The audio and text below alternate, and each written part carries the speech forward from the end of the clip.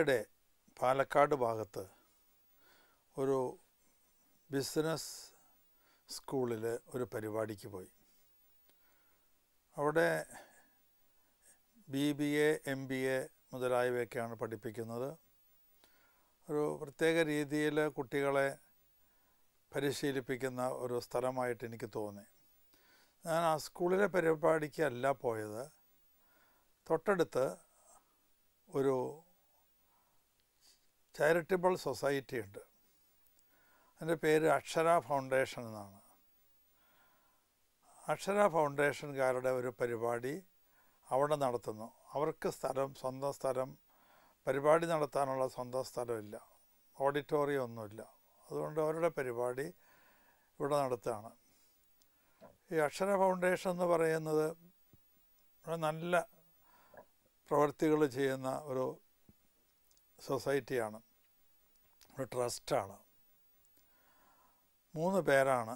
ലളിത, അവർ SBIയിൽ നിന്ന്, state bank of ഇന്ത്യയിൽ നിന്ന് വളണ്ടറി റിട്ടയർമെൻ്റ് എടുത്തിട്ടാണ് ഇത് തുടങ്ങിയത്. അവരുടെ ഭർത്താവ് അനിൽ, അദ്ദേഹം ICIC ബാങ്കിലായിരുന്നു. അവിടെ നിന്ന് വളണ്ടറി റിട്ടയർമെൻ്റ് എടുത്തിട്ടാണ് ഇത് തുടങ്ങി. പിന്നെ ഒരു വിജയൻ മാഷ്, അദ്ദേഹം സ്കൂളിൽ അധ്യാപകനായിരുന്നു. ഈ 3 പേര് കൂടി നടത്തുന്ന ഒരു സ്ഥാപനമാണ്. അവർ ചെയ്യുന്ന സർവീസ് വളരെ നല്ലതായതുകൊണ്ട് അതിനെപ്പറ്റി 2 മിനിറ്റ് പറയാനായിട്ട് ആഗ്രഹിക്കുകയാണ്.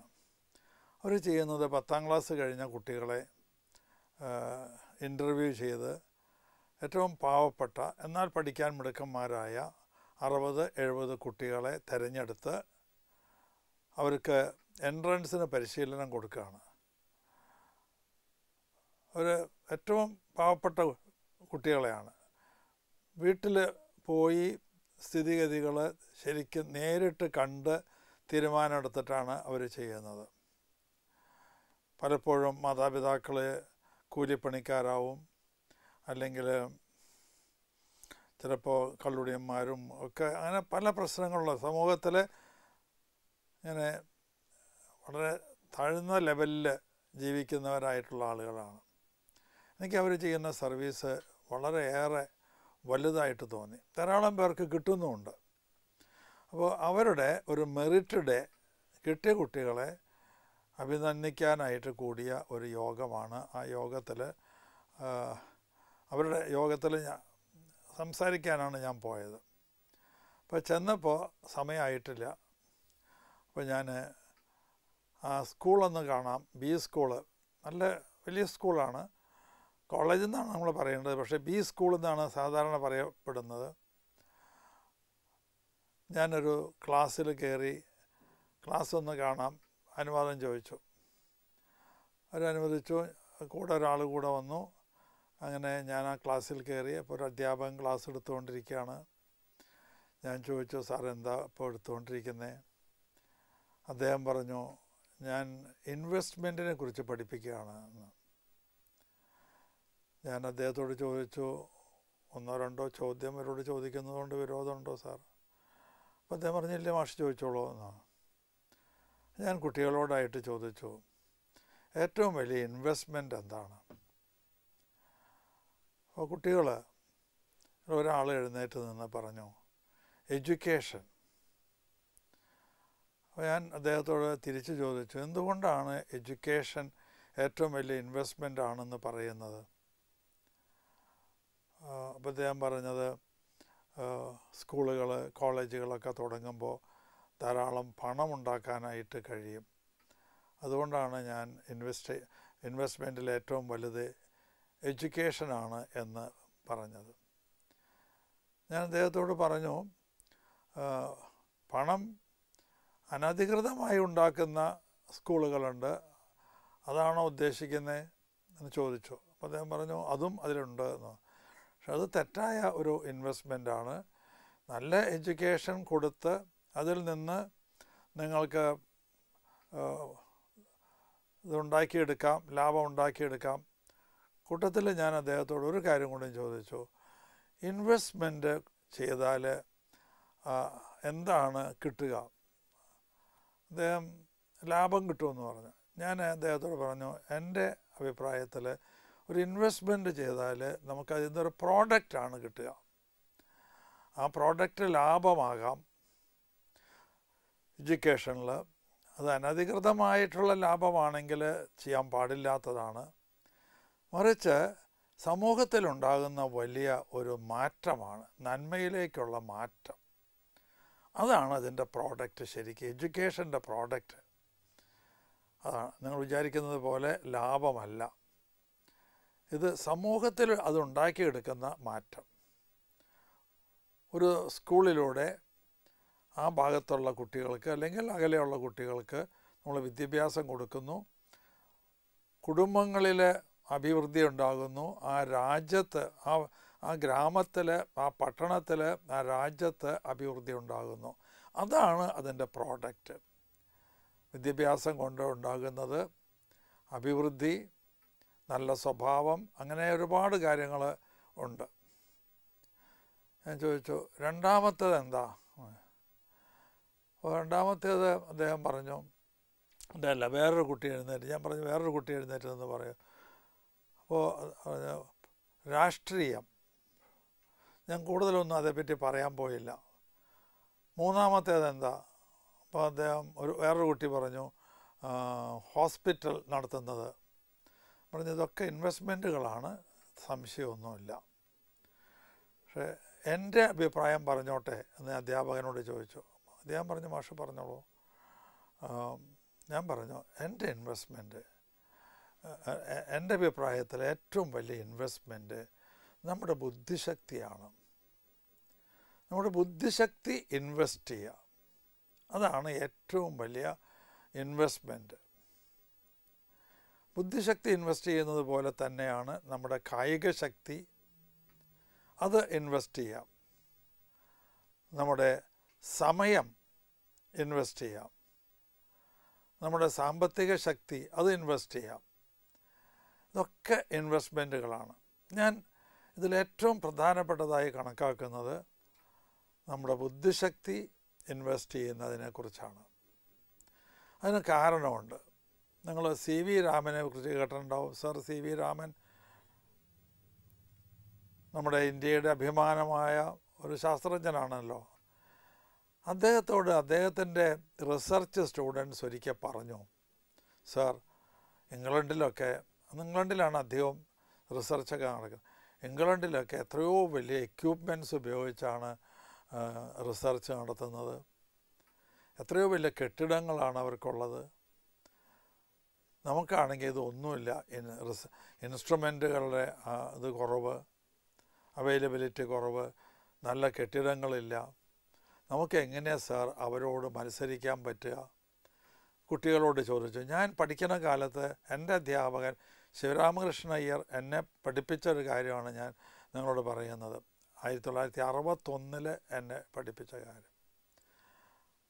അദ്ദേഹം പറഞ്ഞതാണ്, sir Raman, C V Raman കുട്ടികളോട് ഇങ്ങനെ പറഞ്ഞു, മക്കളെ നിങ്ങളതേപ്പറ്റി ഭയപ്പെടേണ്ട ആവശ്യമില്ല.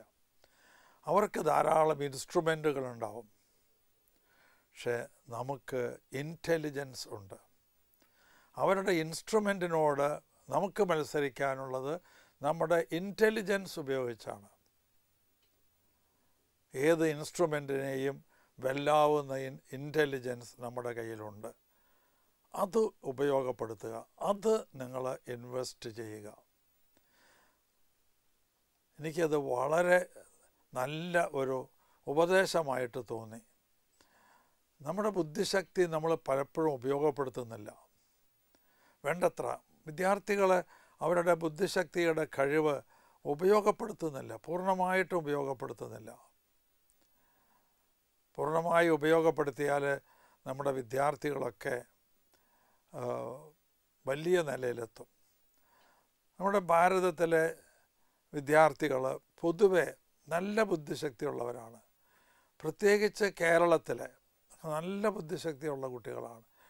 അവർ ഒന്നും വേണ്ടത്ര ആ ബുദ്ധിശക്തി ഉപയോഗപ്പെടുത്തുന്നില്ല. അവർ ബുദ്ധിശക്തി ഇൻവെസ്റ്റ് ചെയ്താൽ അവർക്ക് വലിയ വലിയ ഡിഗ്രികൾ സമ്പാദിക്കാം. ഡിഗ്രി സമ്പാദിക്കുന്നതിലൂടെ അവർക്ക് നല്ല ജോലി സമ്പാദിക്കാം, പണം സമ്പാദിക്കാം. അതുപോലെ അതൊക്കെ അതിൻ്റെ പ്രോഡക്റ്റാണ്. അതുപോലെ അവർക്ക് നല്ല പ്രസിദ്ധി ഉണ്ടാക്കാൻ പറ്റും, സമ്മാനങ്ങൾ നേടിയെടുക്കാം. നമ്മുടെ കുട്ടികളൊന്നും ഒരു നോബൽ സമ്മാനമൊക്കെ മേടിക്കുന്നതൊക്കെ വളരെ കുറവാണ്. എന്താ മറ്റുള്ള അമേരിക്ക, അവിടെ ഒരു കാര്യം ശരിയാണ്, അവിടെ ധാരാളം ഫെസിലിറ്റീസ് ഉണ്ട് എന്നുള്ളത് ശരിയാണ്. ഫെസിലിറ്റീസ് ഉപയോഗപ്പെടുത്താൻ കഴിയും. 2 കുട്ടികൾ ഒരേ ബുദ്ധിശക്തി ഉള്ളവരായിരിക്കുകയും അവർ രണ്ടുപേരും അവരുടെ കഴിവ് പരമാവധി ഉപയോഗിക്കുകയും ചെയ്താൽ പിന്നെ ഡിസൈഡ് ചെയ്യുന്നത് അവർക്ക് കിട്ടുന്ന ഫെസിലിറ്റീസാണ്. എന്തായാലും നമ്മുടെ മക്കൾ നമ്മുടെ ബുദ്ധിശക്തി ഇൻവെസ്റ്റ് ചെയ്യണം എന്ന് തന്നെയാണ് മാതാപിതാക്കൾ കുഞ്ഞുങ്ങളെ പറഞ്ഞ് മനസ്സിലാക്കേണ്ടത് അതാണ്. ഇൻവെസ്റ്റ് യുവർ ബ്രെയിൻ, നമ്മുടെ ബ്രെയിൻ ഇൻവെസ്റ്റ് ചെയ്യുക, അതിൻ്റെ കഴിവുകളെ ഇൻവെസ്റ്റ് ചെയ്യുക. അതുപോലെ മാഷന്മാരും പറഞ്ഞു കൊടുക്കണം, മക്കളെ നിങ്ങൾക്ക് നല്ല ബുദ്ധിശക്തിയുണ്ട്, അത് ഇൻവെസ്റ്റ് ചെയ്യൂ, അത് ഉപയോഗപ്പെടുത്തൂ. അത് ഉപയോഗപ്പെടുത്തും തോറും അത് ഷാർപ്പറായിട്ട് വരും. ഞാനൊരു ഉദാഹരണം ഈ ചാനലിൽ മുമ്പ് പറഞ്ഞിട്ടുണ്ട്. നമ്മുടെ വീടുകളിലൊക്കെ വെട്ടുകത്തിയുണ്ട്. ആ വെട്ടുകത്തി കൊണ്ടൊരു വാഴ വെട്ടിയാൽ അത് മുറിയില്ല, ചതയേ ഉള്ളൂ. എന്നാൽ നമ്മുടെ വീട്ടിൽ തെങ്ങ് കയറാൻ വരുന്നവൻ്റെ വെട്ടുകത്തി വാങ്ങി നമ്മൾ ആഞ്ഞ് ഒരു വെട്ടിയാൽ ഒരു വാഴ 2 മുറിയാകും, 2 കഷണമാകും. എന്തുകൊണ്ടാണ് ആ വെട്ടുകത്തിക്ക് ഇത്രയും മൂർച്ചയുണ്ടായത്? എന്തുകൊണ്ടാണ് അത്രയും ഷാർപ്പായത്?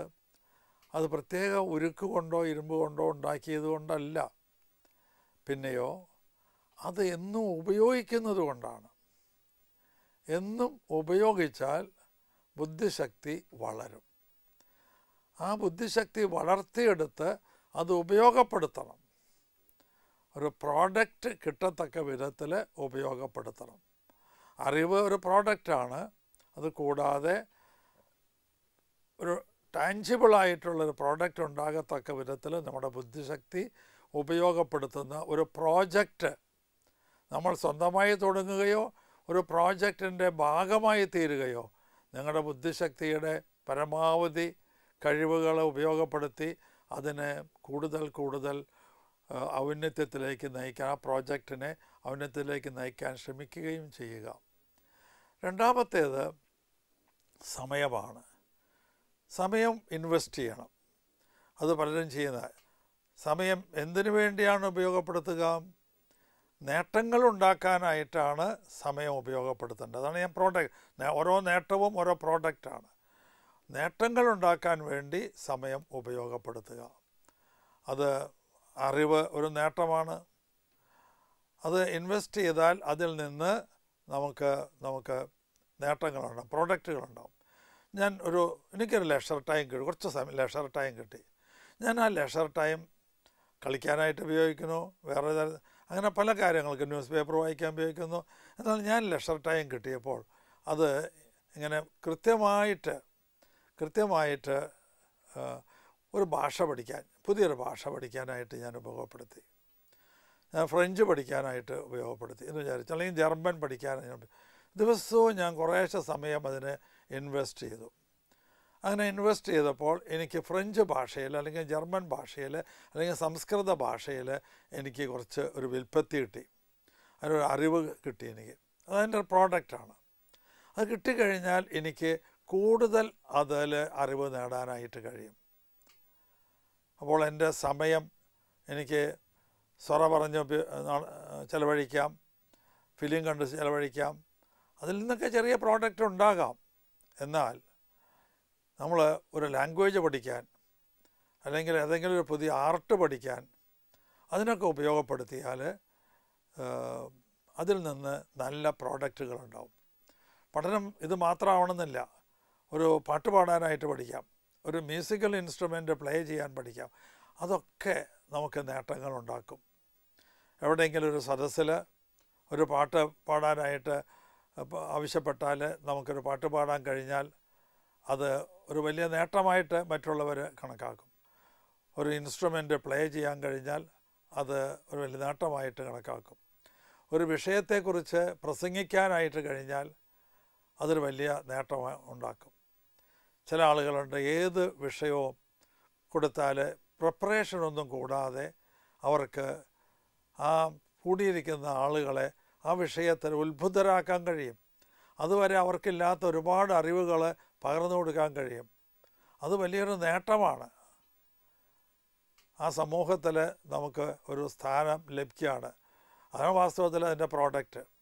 അവരുടെയൊക്കെ മനസ്സുകളിലാണ് നമ്മളൊരു പ്രോഡക്റ്റായിട്ട് തങ്ങി നിൽക്കുന്നത്. ഇങ്ങനെ സമയം വേണ്ടതുപോലെ ഉപയോഗപ്പെടുത്തുക, അത് ഇൻവെസ്റ്റ് ചെയ്യുക. നമ്മുടെ കായിക ശക്തിയിൽ ഇൻവെസ്റ്റ് ചെയ്യുന്നത് നല്ലതാണ്.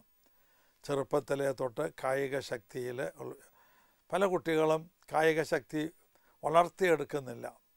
വളർത്തിയെടുക്കുന്നത് ഒരു ഇൻവെസ്റ്റ്മെൻറ്റാണ്. കായിക ശക്തി പലതരത്തിൽ സ്പോർട്സിൽ ഇൻവെസ്റ്റ് ചെയ്യാം, ഗെയിംസിൽ ഇൻവെസ്റ്റ് ചെയ്യാം. ഇപ്പോൾ സ്പോർട്സിൽ ഇൻവെസ്റ്റ് ചെയ്ത് കഴിഞ്ഞാൽ ചിലപ്പോൾ ഒരു ഐറ്റത്തിൽ ഒരു മിടുക്കനായി മാറി, ലോങ് ജമ്പോ പോൾ വോൾട്ടോ ഹൈ ജമ്പോ അങ്ങനെ ഏതെങ്കിലും ഒരു ഐറ്റത്തിൽ മിടുക്കനായി മാറിക്കഴിഞ്ഞാൽ നിങ്ങൾക്കൊരു ട്രെയിനറാവാം. അതുമല്ലെങ്കിൽ മത്സരങ്ങളിൽ പങ്കെടുത്ത് വലിയ സ്ഥാനങ്ങൾ നേടിയെടുക്കുക. അപ്പോൾ നമ്മൾ അവിടെ ചെയ്യുന്നത് നമ്മുടെ ഫിസിക്കൽ സ്ട്രെങ്ത്തിൽ, ശാരീരികമായ കഴിവിൽ ഇൻവെസ്റ്റ് ചെയ്യുകയാണ് ചെയ്യുന്നത്. അതുമല്ലെങ്കിൽ നല്ലൊരു കളിക്കാരൻ, ഒരു ക്രിക്കറ്റ് കളിക്കാരനായി അല്ലെങ്കിൽ ഒരു നല്ല ബാസ്കറ്റ്ബോൾ കളിക്കാരനായി അവന് എത്രയോ വലിയ നേട്ടങ്ങളാണ്. ഒരു നല്ല ഫുട്ബോളറെ എത്ര കോടികൾ കൊടുത്തിട്ടാണ് ഓരോരുത്തർ വാങ്ങുന്നത്, ഒരു ക്ലബ്ബ് വാങ്ങുന്നത്. അപ്പോൾ അവിടെയൊക്കെ ഇൻവെസ്റ്റ് ചെയ്യുക. അവിടെ ഇൻവെസ്റ്റ് ചെയ്തത് സമയവും അവൻ്റെ ശാരീരികമായ കഴിവുകളും. അതുപോലെ താല്പര്യങ്ങൾ. ചിലർക്ക് കളിയിൽ താല്പര്യം, ആ കളിയിൽ താല്പര്യം ഉണ്ടെങ്കിൽ അതിൽ ഇൻവെസ്റ്റ് ചെയ്യണം. ചിലർക്ക് പാട്ടിൽ താല്പര്യം, അപ്പോൾ അതിൽ ഇൻവെസ്റ്റ് ചെയ്യണം. ചിലർക്ക് പഠനത്തിൽ താല്പര്യം, അപ്പോൾ അവിടെ ഇൻവെസ്റ്റ് ചെയ്യണം. അങ്ങനെ താല്പര്യമുള്ള മേഖലകളിൽ നമ്മുടെ പണവും ബുദ്ധിശക്തിയും സമയവും താല്പര്യവും എല്ലാം ഇൻവെസ്റ്റ് ചെയ്യാനായിട്ട് ശ്രമിക്കുക. അപ്പോൾ പ്രോഡക്റ്റ് ഉണ്ടാകും. ബിസിനസ്സിൽ ഇൻവെസ്റ്റ് ചെയ്യാം, കുഴപ്പമില്ല. ബിസിനസ്സിൽ, കച്ചവടത്തിൽ ഒക്കെ ഇൻവെസ്റ്റ് ചെയ്യുമ്പോൾ അത് ഇൻ്റലിജൻ്റായിട്ട് ഇൻവെസ്റ്റ് ചെയ്യണം. അപ്പോഴാണ് ശരിയായ രീതിയിലുള്ള പ്രോഡക്റ്റ് നമുക്ക് കിട്ടുള്ളൂ. എന്ത് ചെയ്യണം, എങ്ങനെ ചെയ്യണം, എപ്പോൾ ചെയ്യണം എന്നൊക്കെയുള്ള ആ അറിവ് നമുക്ക് ലഭിക്കുന്നത്. അത് നമ്മൾ അറിവ് എന്ന് പറയുമെങ്കിലും സംസ്കൃതത്തിൽ അതിന് ജ്ഞാനം എന്നും ഇംഗ്ലീഷിൽ അതിന് വിസ്ഡം എന്നുമാണ് പറയുക. അത് നോളജ്, അറിവ്. നമ്മൾ മലയാളത്തിൽ അറിവെന്ന് പറയുമ്പോൾ നോളജും ആവാം, വിസ്ഡവും ആവാം, വിജ്ഞാനവും ആകാം, ജ്ഞാനവുമാകാം. ഈ ജ്ഞാനമെന്ന് പറയുന്നത് അത് ലഭിക്കുന്നത് പരിശുദ്ധാത്മാവിൽ നിന്നാണ്. നമ്മൾ ജ്ഞാനസ്നാനമെന്ന് കേട്ടിട്ടില്ലേ? പരിശുദ്ധാത്മാവ് വരുമ്പോഴാണ് ഈ ജ്ഞാനസ്നാനം ഉണ്ടാകുന്നത്. അവന് ജ്ഞാനം ഉണ്ടായിക്കൊണ്ടിരിക്കുന്നു. ജ്ഞാനം അത് വളരെ ഇമ്പോർട്ടൻ്റ് ആയിട്ടുള്ള ഒന്നാണ്. അപ്പോൾ പരിശുദ്ധാത്മാവിൻ്റെ ഇത് പ്രകാരം നമ്മൾ ഇൻവെസ്റ്റ് ചെയ്താൽ അതിൽ പ്രോഡക്റ്റ് തീർച്ചയായിട്ടും ഉണ്ടാകും, സംശയമൊന്നുമില്ല. പക്ഷെ പലപ്പോഴും നമ്മളുടെ ഇഷ്ടപ്രകാരമാണ് ഇൻവെസ്റ്റ് ചെയ്യുന്നത്, അല്ലെങ്കിൽ മറ്റുള്ളവരുടെ താല്പര്യം അനുസരിച്ചാണ് ഇൻവെസ്റ്റ് ചെയ്യുന്നത്. നമ്മൾ ഇൻവെസ്റ്റ് ചെയ്യുന്നതിന് മുമ്പ് എപ്പോഴും ദൈവത്തോട് ആലോചന ചോദിക്കണം. ഞാൻ എന്തിലാണ് ഇൻവെസ്റ്റ് ചെയ്യേണ്ടത്? പരിശുദ്ധാത്മാവ് നമുക്ക് കൃത്യമായ മെസ്സേജ് തരും. നീ ഇന്നതിൽ ഇൻവെസ്റ്റ് ചെയ്യൂ, ഒരിക്കലും നഷ്ടം വരികയില്ല, പ്രോഡക്റ്റ് ഉണ്ടാവും, നിങ്ങൾക്ക് ഉത്കർഷയുണ്ടാകും. നിങ്ങൾ ഏത് മേഖലയിൽ ഇൻവെസ്റ്റ് ചെയ്താലും അതിൽ ഉത്കർഷം ഉണ്ടാകും, സംശയമൊന്നുമില്ല. ഇനിയൊരു മേഖലയുള്ളത് നിങ്ങൾ രാഷ്ട്രീയ മേഖല. അതൊക്കെ അല്ലെങ്കിൽ ഇൻവെസ്റ്റ് ചെയ്യുന്നതിൽ തെറ്റൊന്നുമില്ല. രാഷ്ട്രീയം എന്ന് പറഞ്ഞാൽ നല്ലതാണ്. ശരിക്കും രാഷ്ട്രത്തെ സംബന്ധിച്ച കാര്യങ്ങളാണ്. നമ്മുടെ രാഷ്ട്രത്തിന് വളർച്ചയുണ്ടാകാൻ വേണ്ടതായ കാര്യങ്ങളാണ് ശരിക്കും രാഷ്ട്രീയം എന്ന് പറയുന്നത്. പക്ഷേ ഇന്നത്തെ രാഷ്ട്രീയം അതാണോ അല്ലയോ, അതൊക്കെ നിങ്ങൾ ഓരോരുത്തരും ചിന്തിച്ചാൽ മതി. ഞാൻ അതിനെപ്പറ്റിയൊന്നും പറയുകയില്ല. നമുക്ക് വേറൊരു തലമുണ്ട്, നമ്മൾ ഇൻവെസ്റ്റ് ചെയ്യേണ്ട വേറൊരു തലം. അത് വിശുദ്ധ ബൈബിളിൽ പറയുന്ന ഭാഗങ്ങൾ, 1-2 കാര്യങ്ങൾ എൻ്റെ മനസ്സിലേക്ക് വരുന്നത്. അത് ആധ്യാത്മിക തലമാണ്. ആ ആധ്യാത്മിക തലത്തിൽ ഇൻവെസ്റ്റ് ചെയ്യണം. ഇങ്ങനൊരു വാചകമില്ലേ, ഈ ലോകം മുഴുവൻ നേടിയാലും നിൻ്റെ ആത്മാവ് നശിച്ചാൽ എന്ത് ഫലം? അപ്പോൾ വാസ്തവത്തിൽ ഏറ്റവും വലിയ തലം ആധ്യാത്മിക തലമാണ്.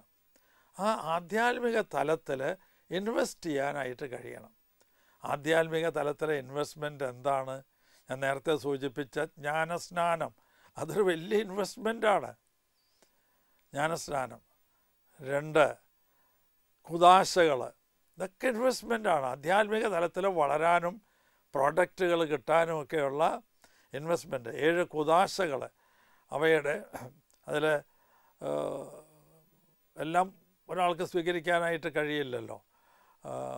സ്വീകരിക്കാൻ കഴിയുന്ന കുദാശകൾ, അതിൻ്റെ സ്വീകരണം. വിശുദ്ധ കുർബാന ഫ്രീക്വൻ്റായിട്ട് കാണുന്നത്, അതുപോലെ അടുത്തടുത്തുള്ള കുമ്പസാരങ്ങളൊക്കെ ആധ്യാത്മിക തലത്തിലെ ഇൻവെസ്റ്റ്മെൻറ്റാണ്. പ്രാർത്ഥനകൾ ആധ്യാത്മിക തലത്തിലെ ഇൻവെസ്റ്റ്മെൻറ്റുകളാണ്. നമ്മുടെ സമ്പത്ത്, അത് ആധ്യാത്മിക തലത്തിൽ നമുക്ക് ഇൻവെസ്റ്റ് ചെയ്യാം. അതാണ് ആ അധികാരി 3 സ്ഥലത്ത് പറഞ്ഞ സമാന സുവിശേഷങ്ങളിൽ 3 സ്ഥലത്ത് പറഞ്ഞിട്ടുണ്ട്. ഒന്നിൽ പറയണേ ഒരു അധികാരി എന്നാണ്, ഒന്നിൽ പറയുന്നൊരു യുവാവ് എന്നാണ്. അധികാരി, യുവാവ്. ഒരു സ്ഥലത്ത് ഒരു കാര്യം ഇവിടെയുണ്ട്. അങ്ങനെ 3 ഗുണവിശേഷങ്ങളാണ്. ആ വ്യക്തി യേശുവിൻ്റെ അടുത്ത് വന്ന് ചോദിച്ചു, നിത്യജീവൻ പ്രാപിക്കാൻ ഞാൻ എന്ത് ചെയ്യണം?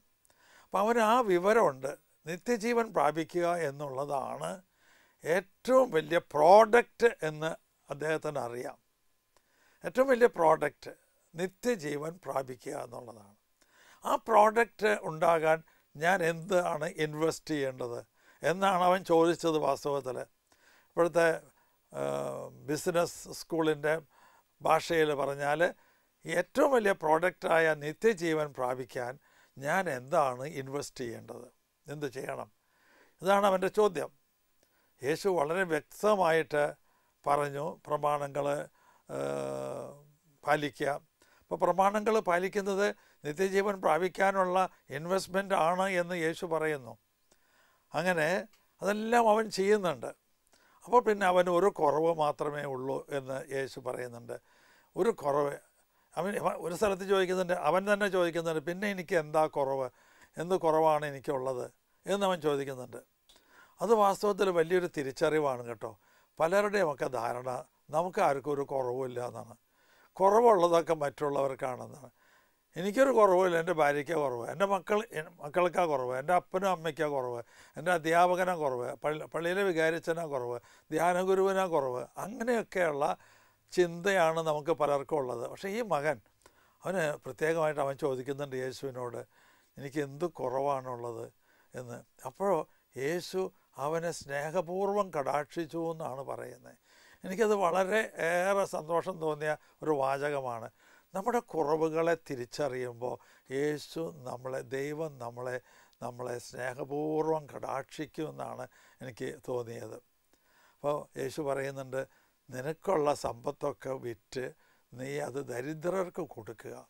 അപ്പോൾ യേശു അവിടെ പറയുന്ന അത് വലിയ ഒരു ഇൻവെസ്റ്റ്മെൻറ്റിനെ കുറിച്ചാണ്.